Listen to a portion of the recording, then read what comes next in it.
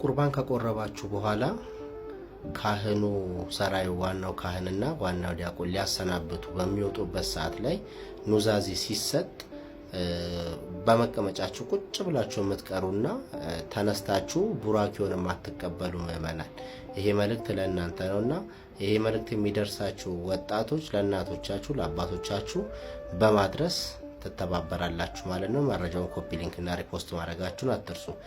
እንግዲህ በቤተ ክርስቲያን ውስጥ ቅዳሴ ሲቀደስ ቁርባን የሚወስዱ ትልልቅ ምእመናን አሉ። ከተቀበላችሁ በኋላ ግን ቁጭ ትላላችሁ። ባለፈው እንደሰራሁት ቪዲዮ ላይ አባታችሁ ነው የማትሉም ምንም የምትሉት ነገር የለም። ጸሎት አታደርጉም ካህኑም ሲያዙ ምንም ሲያዙ።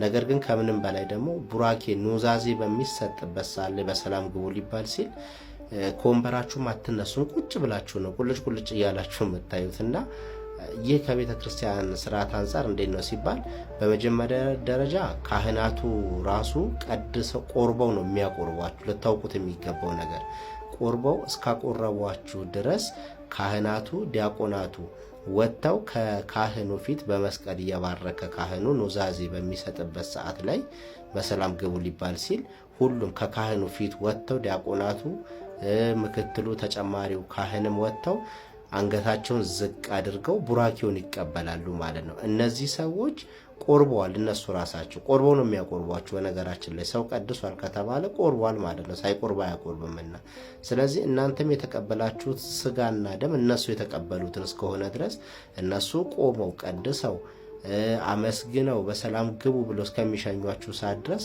ጎንበስ ብሎ ቡራኪውን በመጨረሻ ሰዓት እስከተቀበሉ ድረስ እናንተ መቀበል አለባችሁና ቁጭ ብላችሁ መቅረት የለባችሁም። መስገድ አይቻልም እኮ ለዛ ነው ብሎ የሚሉ አንዳንድ ምዕመናን አሉ። በእርግጥ መስገድ አይቻልም። የማይቻለው ግን ወደ ምድር ወርዶ እስከ ምድር ድረስ ሰግዶ መነሳት ነው የማይቻለው። እሱም ባለፈው ቪዲዮ ላይ ሰርቼላችኋለሁ። ወደ ምድር ወርዶ ሰግዶ መነሳት አይቻልም። ነገር ግን እንደ ፍትሐ ነገሥት አንቀጽ 14 ቁጥር 537 አቀማመጥ ወይም ደግሞ አረዳድ መሰረት ግን የሚለው ምንድነው? አድንኖ ወይም አስተብርኮ ይላል። አድንኖ ማለት ራስን ዝቅ ማድረግ ማለት ነው። አስተብርኮ ማለት ደግሞ ከወገብ ዝቅ ማለት ማለት ነው። ይሄ አይከለከልም።